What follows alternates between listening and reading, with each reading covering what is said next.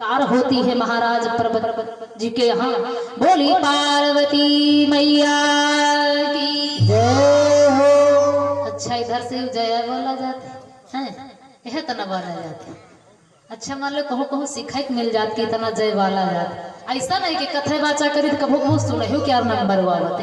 हाँ तो जब हम मुँह सुने जाए तो है तना फिर जय वाला का करे का मालूम है जबरदस्ती है जौनी आवाज वो उन्हें के पास रह गए। अरे थोड़ा भाव में बोलो।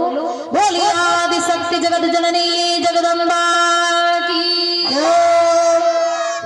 अच्छा एक बात है भैया जरूरी है, जहाँ पर जाओ तो इधर वाली जो पार्टी हमारे भैया और दादा लोग बड़ा भारी सहयोग और मम्मी लोग हमने भैंस चाहे चाचा जी के घर तक बैठी जाए जय बोली है तो का आवाज है ना आई। हाँ क्योंकि लोहे की बनी हुई वस्तु लोहे को ही ठोकती रहती ना।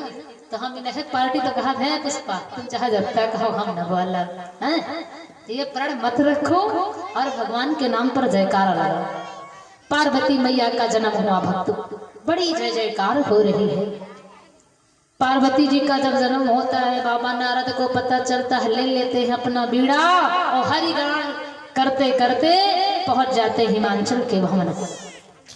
महाराज हिमाचल ने जब देखा कि देव ऋषि नारद का आगमन हुआ, बड़ा आदर सत्कार सम्मान किया और फिर कहने लगे, हे नाथ कि त्रिकाल लग्य सर्वज्ञ तुम, गति सर्वत्र तुम्हारी, और कहु सुता के दोष गुण, मुनिवर हृदय विचार। हे देव ऋषि नारद देखो ना हमारे घर बेटी का जन्म हुआ है और आप तो त्रिकालदर्शी है नाथ। हमारी कन्या के हस्तरेखा देख करके कुछ गुण और अवगुण बताए जाए। नारद जी अति प्रसन्न हुए क्योंकि जगदम्बा जी का दर्शन करने के लिए आए हैं और अभी अभी हाथ भी मिल जाएगा भवानी जी का देखने को, जीवन धन्य हो जाएगा। नारद जी बड़े मगन हैं। जैसे देखा सती जी को बड़ा प्रशंसा, बड़ी उपमा गाई मैया जी की और मैया जी की उपमा जहां तक गए वहां तक कम। बड़ा बखान किया, हे हिमाचल ये तुम्हारी कन्या सबसे पहले क्या कहा, सुंदर सहज सुशील सया। तुम्हारी कन्या बड़ी सुंदर है और सुंदर का मतलब यूं ना समझ लो कि गोरी गोरी हो जाओ बस अब सुंदर है। सुंदर है सुंदरता क्या है, ये मन सुंदर चरित्र सुंदर हो उसको सुंदर कहते हैं। तुम्हारी कन्या बड़ी ही सुंदर सहज सुशील है और इसके अनेक नाम है। नाम उमा अंबिका भवानी, 3 नाम तो पूज्यपाद गोस्वामी जी ने बताया, अन्यथा सब नाम है नाम। अब तो देखो भैया लगभग 6-7 साल हो गए चट्ट माता चालू हुई है ना, तो माता जी के नाम की तो कोई गिनती है नहीं क्योंकि 33 कोटि देव हैं। वही माँ से अगर सोचा जाए तो सब माता तो हैं, जौने नाम माँ पुकार ले वह नाम की माता वह नाम के पिता। तो भगवान हो चाहे देवी हो नाम अनंत है। बड़ी उपमा गाई, सब लक्षण संपन्न कुमारी हुई है संतत पी प्यारी। ये सदा अपने पति को प्राणों से ज्यादा प्यारी रहेगी और संतों की बड़ी प्रिय रहेगी। सदा अचल यही कर अहिबाता और यही तेजस पई है। तुम्हारी कन्या का सुहाग सदा सदा बना रहेगा और इसी के द्वारा तुम्हारी भी बड़ी जय जयकार होगी और तुम्हारी कन्या समस्त संसार में पूजनीय है। इसकी पूजा से नारियां अपने पातिव्रत धर्म को धारण करेंगी। इसी से उनका भी सुहाग अचल होगा क्योंकि देवियां जो चाहे विवाहित हो या अविवाहित कुंवारी देवी हो, लेकिन गौरी माता को जो प्रतिदिन पूजती हैं, कुंवारी कन्या सिंदूर प्रतिदिन अर्पण करती हैं, उनका जो वैवाहिक जीवन होता बड़ा सुंदर होता, बड़ा ही सहज होता है। तो हे महाराज कहाँ तक तुम्हारी कन्या का मैं बखान करूं, लेकिन तुम्हारी कन्या में तो गुण ही गुण है लेकिन कुछ अवगुण भी दिख रहे हैं। महाराज हिमाचल कहने लगे, अरे देव ऋषि नारद अवगुण क्या है? कहा तुम्हारी कन्या में अवगुण नहीं है, तो किसमें है? होने वाला जो इसका पति है ना, उसके में अवगुण है, कुछ 2-4 अवगुण है। महाराज हिमांचल ने कहा तो देव ऋषि नारद बताओ तो। कहने लगे सुनो कि अगुण अमान मातु पितु हीना और उदासीन सब संशय छीना। अगुण यानी जिनका भेष एकदम अगुण हो, कोई उनके अंदर गुण ही ना हो, ऐसा होगा। और अमान जिसका कोई कभी सम्मान ना करे, यानी जिसका कोई सम्मान ना हो। अब शिव जी के सम्मान की बात आई है तो शिव जी का सम्मान क्या है? भैया एक लोटा जल दे दो तब बहु खुश है, भांग धतूर चढ़ाओ तब बहु खुश है, और ना चढ़ाओ तब बहु खुश है, ओम नमः शिवाय कह दो तब बहु खुश है। इनका नाम ही भोला है। अमान सम्मान से रहे। और मातु पितु हीना, ऐसा नहीं कि इनके माता पिता कोई रहे अब नहीं है, ऐसा नहीं, इनके हैं नहीं है माता पिता, बिना माता पिता का होगा। मातु पितु हीना, जिनके माता पिता का कोई पता ना हो। और दूसर बात अगर कहा जाए तो कोई घर द्वार नहीं है, और बात देखी जाए तो कोई परिवार नहीं है। उदासीन सब संशय छीन, जिनके मतलब कोई हुई नहीं, सीधे साफ। अब बात बिल्कुल सही, अगर भोले बाबा समाधि लगा बैठ जाएं तो बड़ी सुंदर बात बताई दो ऋषि नारद ने कि जिसका कोई सम्मान से रहित हो, अगुण हो, बिना माता पिता के हो, ना कोई परिवार हो, ना कोई घर द्वार हो। जोगी जटिल अकाम मन नगन मंगल भेष और अस स्वामी यही गामिल परिहस्त असुर। हे महाराज हिमांचल, जोगी जटिल अकाम और नगर, यानी कोई कपड़ा नहीं तन पर, नगन अमंगल, अमंगल वेश। कैसे नहीं अमंगल वेश बोले बाबा? जटाएं बिखरी हुई, तन पर भस्म रमी हुई, और सब देवन का देखो तो कोई कमल की माला, कोई गुलाब की माला, कोई गेंदा की माला, कोई जूही की माला, फिर पूछो ना कितने दिव्य दिव्य सुंदर पुष्पों की माला। भोले बाबा देख लो तो नरमुंड पहने मालूम है कोई है नहीं है? सब देवों को देखो, मुरली मनोहर घनश्याम को देखो, भगवान विष्णु को देखो, कितने सुंदर सुंदर पीताम्बर धारण करते। अब भोले बाबा देख लो तो बघा बघ छाल, बड़ा दिव्य। और ये गुण किसके अंदर है? ये भोले बाबा के अंदर है। जैसे सुना इन वचनों को तो मैया मैं ना घबराने लगी। मैं अपनी कन्या का विवाह ऐसे वर के साथ में नहीं कर सकती जिसके ना कोई माता पिता, ना कोई सम्मान, ना कोई शुद्ध वस्त्र, ना कोई घर द्वार मकान, ना कोई साथी बराती। मैं ऐसे वर के साथ में विवाह नहीं करूंगी। मैया पछताने लगी। राजा हिमांचल बाबा नारद को बुलाया, थोड़ा हमारे पास आओ। हिमांचल जी के पास नारद जी आए, थोड़ी दूर पर ले गए। हिमांचल जी कहने लगे बाबा यूं बताओ का कोई बात बन जाए, बात बन जाए तो बर बदल दिन जाए, दूसरे बर के साथ बिहाव कर दी है। कुछ दे लेके बात बताओ बने वाली हुए तो दीन जाए। कुछ बिहाव हुए लगा तो पंडित जी कहा बिहाव ना बनी, ये अनुचित है। तो कुछ जने कहा नहीं पंडित अगर दक्षिणक बात हो तो तुम चिंता ना करो, ये 501 लियो लेकिन बिहाव बनाओ है। तो कुछ पंडित मान लो सबके बात ना करवे, कुछ जने पंडित हो थे कहा हमका का करे टका सीधा का बरु चाहे फिर अब कहवे ना कहे ना चाहे व्यासपीठ पर बैठे ना। हाँ तो जब नारद जी से हिमांचल ने कहा अगर कोई बने वाली बात हो तो बना, तो ये बर चेंज कर दिया जाए क्योंकि बिटिया में सब गुण पति जितना पति जो मिला उसमें सब गुण है, विवाह नहीं करेंगे।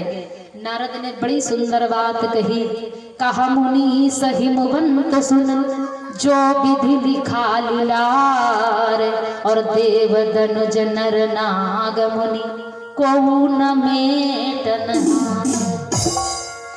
अरे राजा हिमांचल, जो तुम्हारी बिटिया के लीलार में लिखा, जो भाग्य में लिखा उसे मिटाने वाला कोई नहीं है, क्योंकि कहते हैं कि जो विधि कर्म में लिखी विधाता मिटाने वाला कोई नहीं, और वक्त पड़े पर 2 गज कपड़ा देने वाला कोई नहीं, वक्त पड़े पर 2 गज कपड़ा देने वाला कोई नहीं।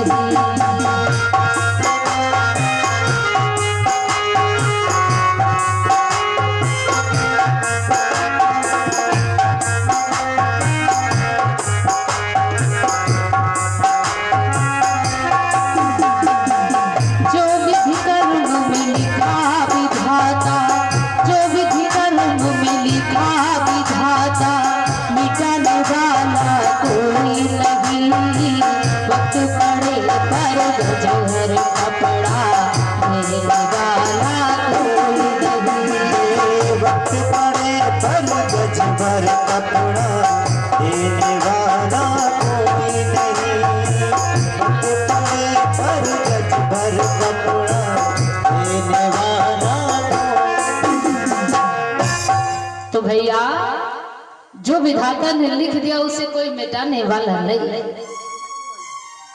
लेकिन कहने लगे कि देखिए हिमांचल, जिसमें कुछ अवगुण होते उसमें गुण भी होते। जैसे भगवान सूर्य को ले लीजिए, सूर्य जी उचित स्थान पर भी दृष्टि डालते, अनुचित पर भी दृष्टि डालते। मैया धरती को ले लीजिए, कहीं पर वेद ध्वनि हो रही है तो कहीं पर क्या हो रहा है आप जानते हैं?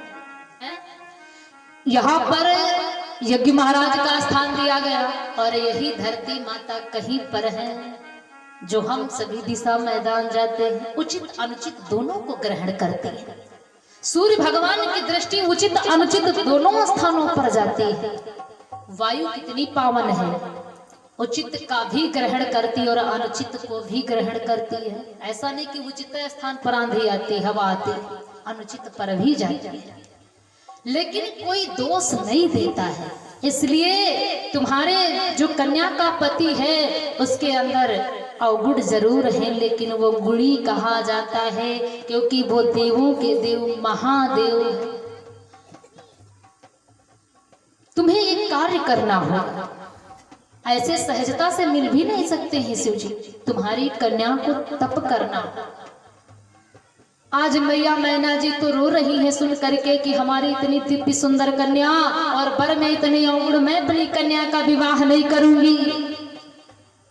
लेकिन मैया गौरा ने जब सुना, पार्वती जी ने सुना तो कहा मैया तुम क्यों रोती हो? मैंने भी स्वप्न देखा, मुझे ऐसा ही ठीक पति मिलने वाला है मैया और मैं प्रसन्न हूँ। तो नारद जी ने कहा तुम्हारी बेटी को तप करना हो, जो तप करे कुमारी तुम्हारी तो भाभू मेट सकई पुरारी। तुम्हारी कन्या जब तप करेगी ना तो इस भाभी को शिव जी के द्वारा और कोई नहीं मेट सकता है। मैया स्वीकार कर लिया, पार्वती जी चल देती है तपस्या करने के लिए अपने माता पिता को ज्ञान दे करके। मैया तुम क्यों रोती हो? क्योंकि विवाह उसी घर में उसी वर के साथ में अपनी कन्या का करना चाहिए। पूज्यपाद गोस्वामी जी कहते हैं कि जो बरु घर कुल होई अनुपा,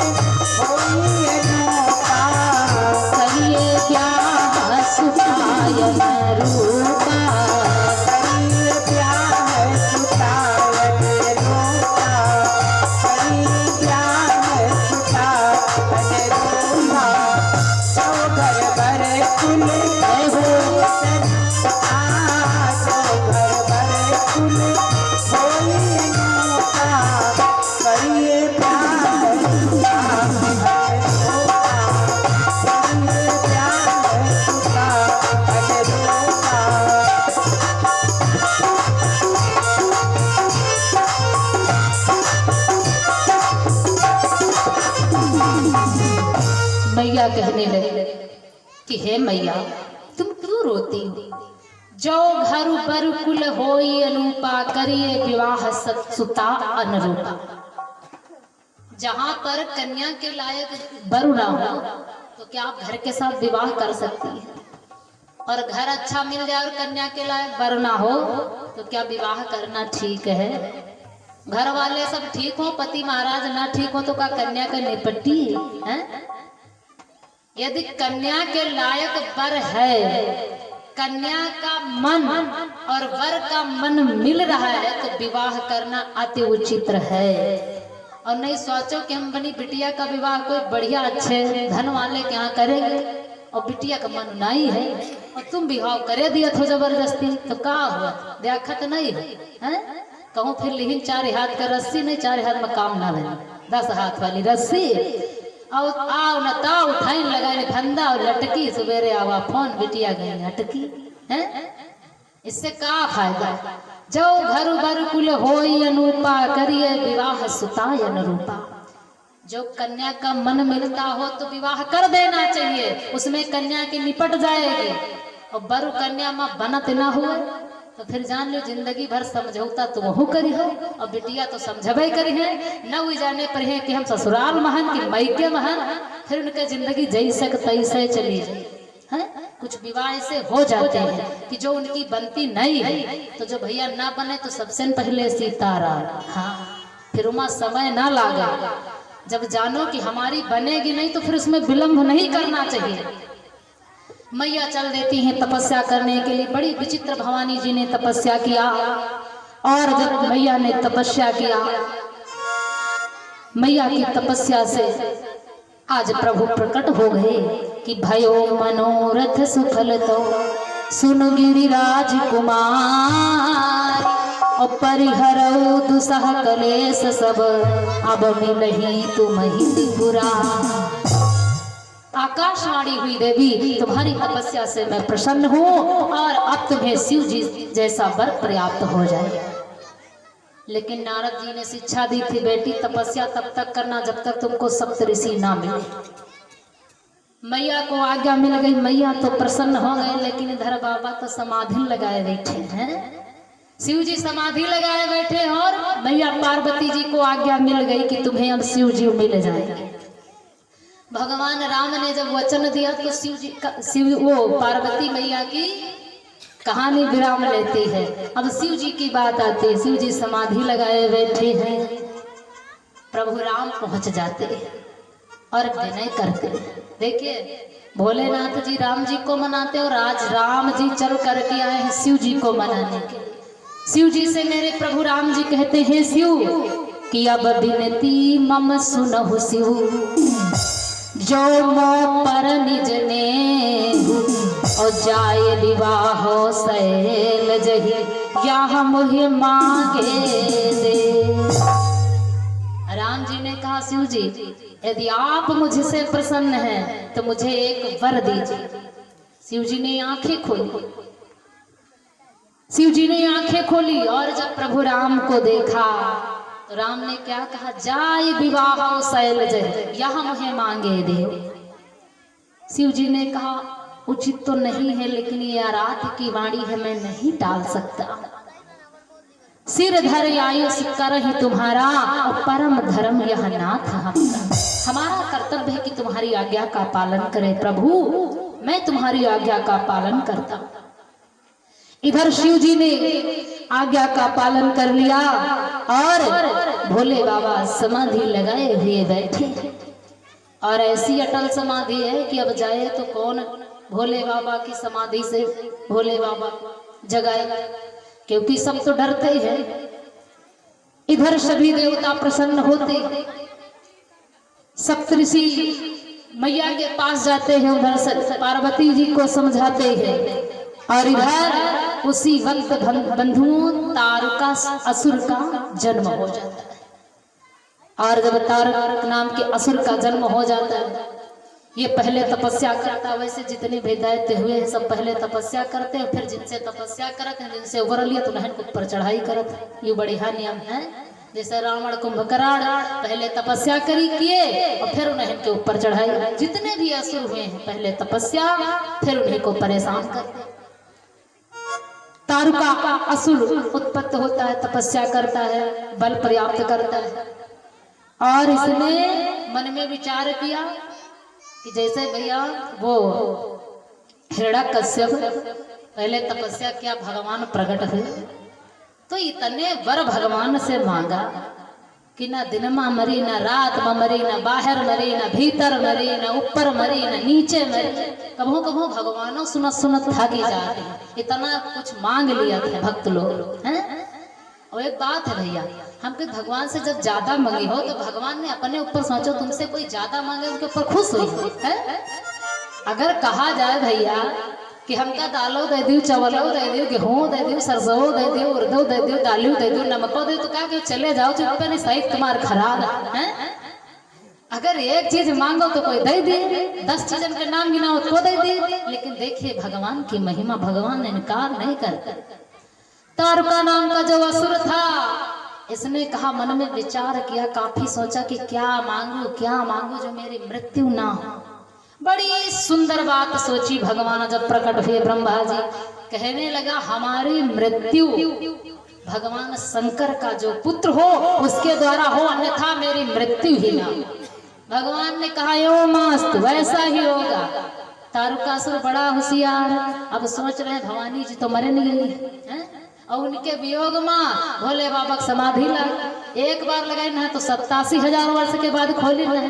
और अब लाग परे भगवान जाने ख्वाल नहीं कि ना ख्वाल, उनके कोई हालो पूछैया तो है ही नहीं।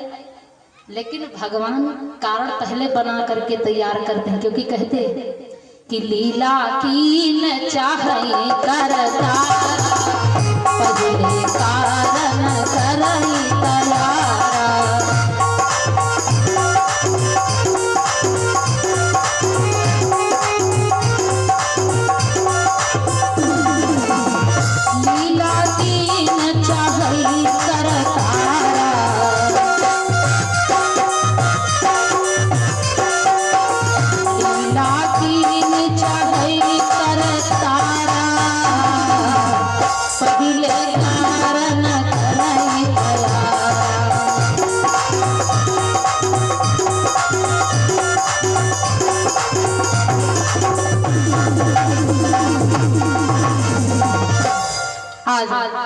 जैसे बंधु इस प्रकार से उसने वचन मांगा कि मेरी मृत्यु भगवान शंकर का जो पुत्र हो उसी से हो, अन्यथा मेरी मृत्यु ना हो।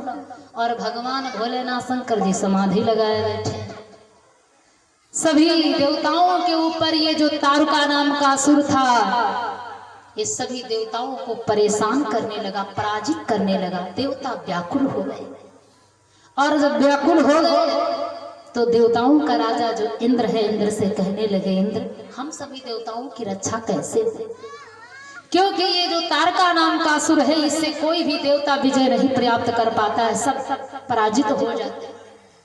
कामदेव से कहने लगे कोई उपाय सोची जाए। वो इंद्र से, इंद्र ने कहा अवश्य,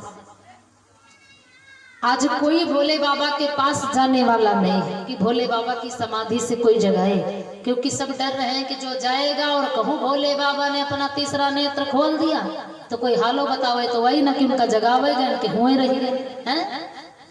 कोई जाने को तैयार नहीं है। देवताओं का राजा इंद्र काम को भेजा, और जब काम, क्योंकि इनका पहले नाम था काम, और जब देवताओं का कार्य किया तो इनका नाम पड़ गया कामदेव। जिस समय देवताओं के राजा इंद्र ने काम को भेजा भोले बाबा के पास, नाना प्रकार की कलाओं को फैलाया काम ने, लेकिन कोई भी कला भोले बाबा पर नहीं व्यापी। धन्य है हमारे देवाधिदेव महादेव जी। जब कोई कला नहीं व्यापी तो सामने एक आम का पेड़ था कैलाश शिखर के, और उसी आम के पेड़ में छुप गया एक काम, और उसी में बड़ा सुंदर दिव्य पुष्पों का धनुष बनाया, और उसी से भोले बाबा के ऊपर वार किया। जैसे पुष्प बाण जो है भोले बाबा के ऊपर वार किया, भोले बाबा की समाधि खुल गई। और जब भोले बाबा की समाधि खुली, इधर उधर भोले बाबा देखने लगे, कहीं नजर नहीं आया काम, क्योंकि पत्तों में छुपा है। जिस समय भोले बाबा ने अपनी दृष्टि डाली पेड़ पर, तो बैठा था काम, और उसी वक्त भोले बाबा ने अपना तीसरा नेत्र बंधुओं खोल दिया, और तीसरे नेत्र के खुलते ही कामदेव जल करके भस्म। जैसे कामदेव जल करके भस्म हो गया, आज कामदेव की पत्नी रति आ करके भोले बाबा के पास रोने लगी, अरे नाथ तुमने ये क्या कर दिया, मेरे पति को मार करके मुझे संसार में अभागन बना दिया। क्योंकि जिस नारी का संसार में पति नहीं है, वो नारी संसार में अधूरी बतलाई जाती है। भोले बाबा ने विनय स्वीकार की, देवी जाओ, हम तुम्हें वचन देते हैं, जब द्वापर का समय आएगा तो हमारे आराध्य कृष्ण अवतार लेंगे, और उनके अवतार के उपरांत उनकी देवी रुक्मिणी की